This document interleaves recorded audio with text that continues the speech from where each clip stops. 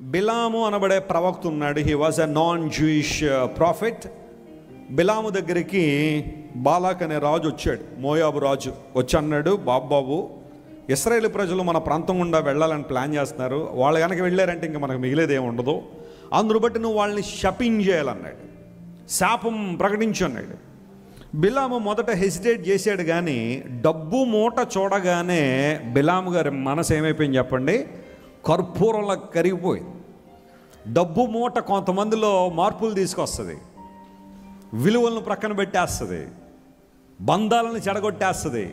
ఇంక అన్నని లేదు, అక్కని లేదు, తల్లిని లేదు, చెల్లెని లేదు. భయంకర గొడవల గందరగోళం రావడానికి ఈ రోజుల్లో కారణాలు డబ్బు మూటలే. డబ్బు ఎక్కడ ఉండాలి అక్కడే ఉండాలి, కానీ దాన్ని తీసుకొచ్చి నెత్తి మీద పెట్టుకుంటే మాత్రం సమస్యలు వస్తాయి. అందరూ వింటున్నారా జాగ్రత్తగా? డబ్బు ఎక్కడ ఉండాలో అక్కడే ఉండాలి. ఎక్కడ ఉండాలి? బీరువాలో ఉండాలండి. తెలుసు ఆ విషయం.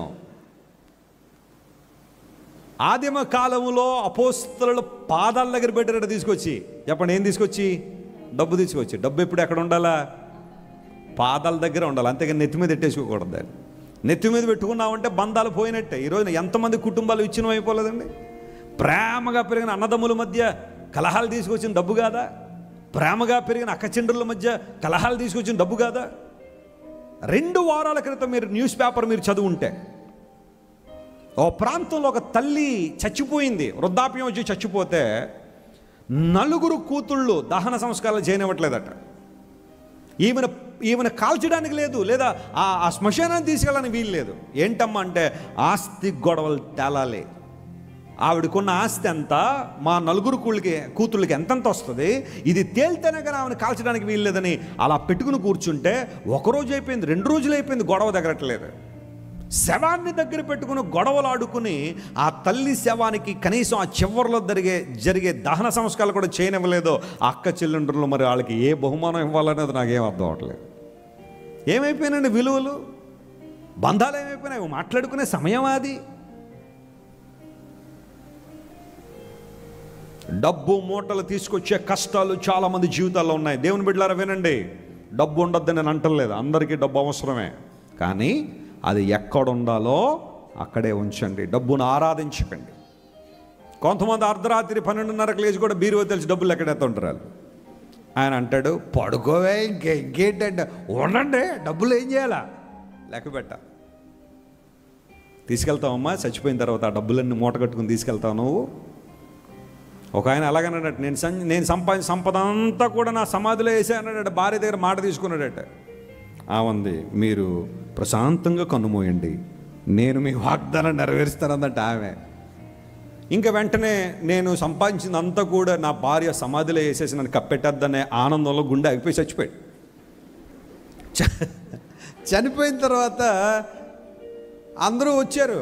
వచ్చిన తర్వాత మంది, నేను అబద్ధం ఆడకూడదు, నా భర్త ఒక మాట అడిగాడు, డబ్బంతా ఇందులో వేసామన్నాడు.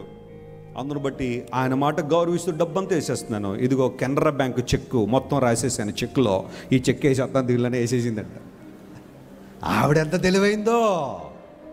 మనోడే తెలివైనాడు అనుకుంటే ఆమె ఇంకో 2 ఆకులు ఎక్కువ చదివేసింది. ఆమె కెనరా బ్యాంక్ చెక్కు పెట్టుకెళ్ళి ఆయన మీద పెట్టేసి వేసేయండి, మట్టి వేసేయండి, అంతే. మన ప్రామిస్ నిలబడిపోయింది, డబ్బులు మనకు వచ్చేసింది. రకరకాల ఆలోచనలు కదా. బైబిల్ సెలవిస్తూ ఉంది, బిలాము డబ్బు మూటను చూడగానే మనసు మార్చేసుకున్నాడు. ఓకే, ఇశ్రాయేలును శపించడం అంత ఈజీ కాదు, కానీ మరి డబ్బు మూట కొంచెం బాగా ఇబ్బంది పెట్టేస్తుంది, నన్ను ట్రై చేస్తాను అని చెప్పి వెళ్ళాడు. దేవుడు అన్నాడుగా, జాగ్రత్త, నా పిల్లల దగ్గరికి వచ్చావంటే జాగ్రత్త అనగానే మళ్ళీ బయటకు వచ్చాడు.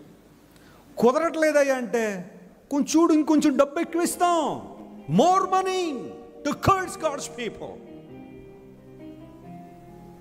ఆఖరికి బిలాము చరిత్ర అంతా మనకు తెలుసు. బయలుదేరిపోయాడు, ఇశ్రాయేలును శపించాలని బయలుదేరాడు.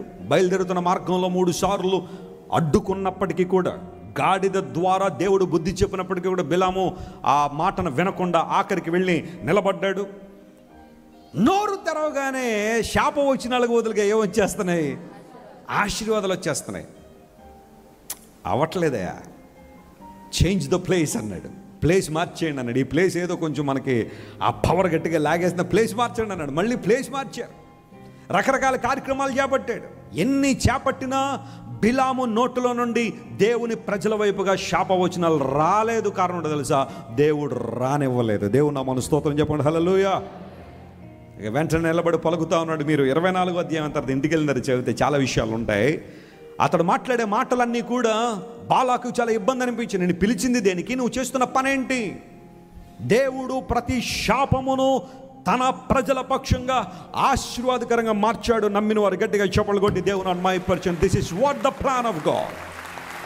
ప్రజలు బహుశా నిన్ను ఇంటిమిడేట్ చేయాలని, ప్రజలు బహుశా నిందించాలని, నేను తక్కువ చేసి మాట్లాడాలని, నిన్ను శపించాలని, నువ్వు పనికి మాలిన వాడవని, పనికి మాలిన దానవని, లోకంలో ఎందుకు పని చేయని దానవని, నీ జన్మ అలాంటిదని, నీ జీవితం అలాంటిదని, నీ జాతి అలాంటిదని, నీ కులం అలాంటిదని ప్రజలు నిన్ను ఎంతగా నిందించాలని ప్రయత్నం చేసినా లేఖనం సెలవిస్తూ ఉంది, నీ దేవుడు వాటి మధ్య ఒక ఫిల్టర్ వేస్తున్నాడు. ఆ ఫిల్టర్ యొక్క మహత్యం ఏంటో తెలుసా? ప్రతి శాపవచనం బయటకు వచ్చేసరికి ఎలా వచ్చేస్తుంది? ఆశీర్వాదకరంగా. Praise the Lord. హల్లెలూయా. బిలాము పలకడం ప్రారంభించాడు. ఇశ్రాయేలు గురించి మాట్లాడుతున్నాడు. అతని బొక్కెనల నుండి, కొన్ని ఇంగ్లీష్ పదాలు బాగా తెలుసు కానీ తెలుగు పదాలు తెలియదు కదా మనకి. బొక్కెనలు అంటే బకెట్లు అని అర్థం. బకెట్ అంటే తెలుసు కదా మనందరికీ. బకెట్కి తెలుగు పదమే బొక్కెనలు. ఇప్పుడు రేపు పొద్దున్న ఎవరైనా నీళ్ళు కావాలంటే బొక్కెనతో కొంచెం నీళ్ళు పట్టరా, బకెట్కి తెలుగు పదం అనమాట అది. ఓకే. అతని బొక్కెనల నుండి నీళ్ళు ఏమవుతున్నాయి? కారుతున్నాయి. ఓవర్ఫ్లోయింగ్, నిండుగా ఉంది. 23వ కీర్తనలో కీర్తనకారుడు అంటే నా గిన్నె నిండి ఏమవుతుంది? పొర్లుతుంది అన్నాడు కదా. అదే భావం ఇక్కడ. బొక్కెనల నుండి నీళ్లు కారడం అంటే ఓవర్ఫ్లోయింగ్ బ్లెస్సింగ్స్. అంత మాత్రం కాకుండా అక్కడ మాట్లాడిన మాట, అతని సంతానము బహు జలముల యొద్ద ఏం చేస్తారు? వాళ్ళు నివసిస్తారు. జలముల యొద్ద నివసించే అనుభవం, జలముల యొద్ద బ్రతికే అనుభవం. ఈ మాటల్లో చాలా విషయాలను ఇంకా చెప్పాలంటే ఎన్నో విషయాలు మనం చెప్పుకోవచ్చు. యాకోబు కొడుకుల్లో కుమారుడు పేరు జెబూలూను. యాకోబుకి లేయక పుట్టిన వాళ్ళు చివరివాడు. జెబూలూన్ అనే మాటకు డ్వెల్లింగ్ ప్లేస్ అని అర్థమైతే అతని గురించి ఉన్న ప్రాఫెసీ ఏమిస్తాడంటే, జెబూలూను ఓడలకు రేవుగా ఉంటాడు అన్నాడు. నీటి ప్రక్కన నివసిస్తాడు, సముద్రం ప్రక్కన ఉంటాడు. జెబూలూను ఓడలకు రేవుగా ఉంటాడు. He shall be have enough ships అనే మాట జెబూలూను గురించి రాస్తారు.